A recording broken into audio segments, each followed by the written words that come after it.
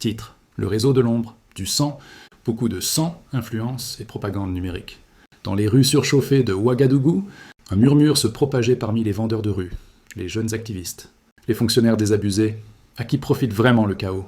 Guimarius Sagna, militant sénégalais infatigable, croyait encore à une Afrique libre, solidaire et populaire. Pourtant, même lui, dans ses discours enflammés, semblait parfois pris dans les mailles d'un réseau plus vaste. Un réseau où l'idéalisme se mélangeait au calcul froid des influenceurs et politiciens sans vision. De l'autre côté du Sahel, un ambassadeur que son petit frère, Ibrahim Maïga, a fait nommer pour masquer des choses pas belles, bien que peu médiatisées, était décrit par certains comme une figure pivot, un passeur de fonds, un logisticien du silence, tandis que Ibrahim Traoré, chef de la junte burkinabé, galvanisait les foules avec un discours de rupture. Dans l'ombre, des sommes colossales circulaient entre des comptes de crypto-monnaies, des influenceurs africains et des lobbyistes russes ou européens. Le sang des burkinabés comme monnaie d'échange. Depuis les premières attaques djihadistes en 2015 jusqu'à l'aggravation récente de la situation sécuritaire, chaque flambée de violence semblait précéder ou accompagner un nouvel appel à la souveraineté, une campagne numérique soigneusement orchestrée. Les vidéos patriotiques, les discours viraux de faux militants, les hashtags coordonnés ne naissaient pas spontanément. Ils suivaient l'argent. L'argent d'eBay, comme on l'appelait dans les couloirs du pouvoir parallèle, alimentait une armée numérique.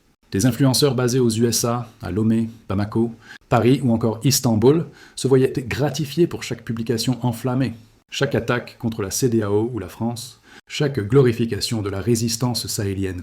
Pendant ce temps, sur le terrain, les villages brûlaient, les déplacés se comptaient par millions, et les veuves pleuraient en silence. Propagande et poudre aux yeux.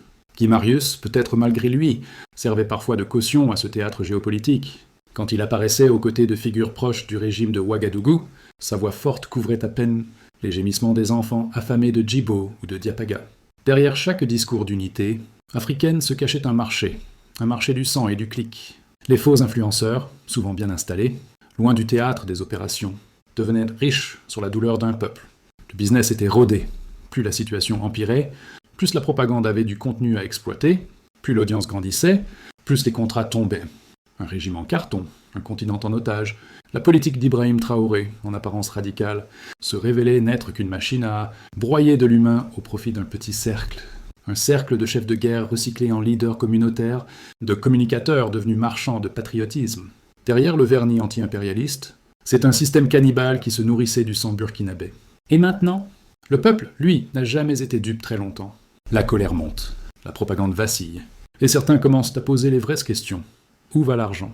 Qui contrôle les récits? Pourquoi ceux qui meurent ne sont jamais ceux qui tweetent? Il n'y a que ce qui n'a pas commencé, qui n'a pas de fin, dit le sage. Article de Massamba Deba.